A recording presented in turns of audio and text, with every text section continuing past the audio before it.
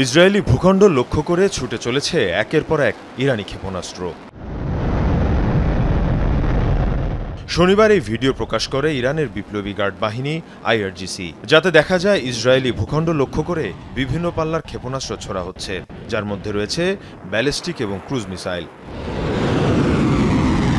ইসরায়েলের রাজধানী Tel Aviv, বন্দরনগরী Haifa সহ কৌশলগত বিভিন্ন গুরুত্বপূর্ণ শহরই ছিল অভিযানের মূল টার্গেট। হামলার পর হতাহতদের নিয়ে ছোটাছুটি চলে ইসরায়েলের বিভিন্ন হাসপাতালে।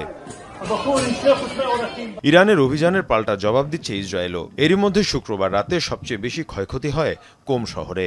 ইসরায়েলি হামলায় বিস্ফোরণের পর আগুন ধরে যায় একাধিক বহুতল ভবনে। হামলা হয় মিসাইল স্টোরেজ এবং লঞ্চিং সাইটেও।